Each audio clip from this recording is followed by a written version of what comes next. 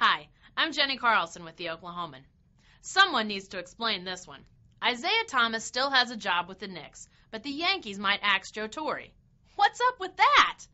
Isiah has done nothing but destroy everything he's been involved with since his playing days in Detroit ended. Torre has done nothing but win 4 World Series titles by melding groups of potential prima donnas into stellar teams. And yet, the Yankees are the ones having meetings to try to determine the fate of their leader. Torre is a beloved figure in New York, a place that chews up sports types. When he announced several years ago that he had cancer, some of his players wept openly. These are some of the same guys who make up the biggest payroll in baseball. Torre somehow managed to connect with his high-priced crew.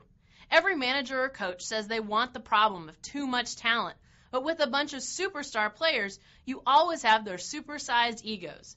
It takes a special leader to manage the personalities and the play. Torre is special. In his 12 seasons as Yankees manager, they have been to the postseason 12 times and won 10 AL East titles.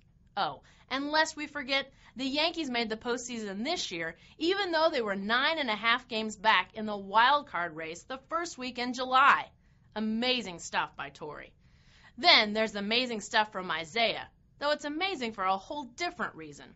2 weeks ago, a jury found Isiah and his employer, Madison Square Garden, guilty of sexual harassment. A former team executive endured crude insults and unwanted advances from the Knicks coach. She testified that he routinely called her names that are frankly too crass to be repeated here.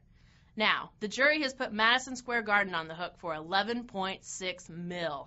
Seems that would be enough to get most folks fired. Not Isiah. The Knicks are sticking with him. Maybe they've just gotten used to squandering money because of him. They haven't won a playoff game since Thomas joined the franchise in 2003, and he has masterminded several free agent busts that have cost the Knicks millions. Maybe they want to see if he can run them into the ground the same way he did the CBA and the Pacers. Far be it from me to understand why Isiah's job is secure and Torre's is not. Listen, I've been to New York several times and have seen plenty of bizarre things. Nothing, though, has been nearly as weird as this. I'm Jenni Carlson with the Oklahoman.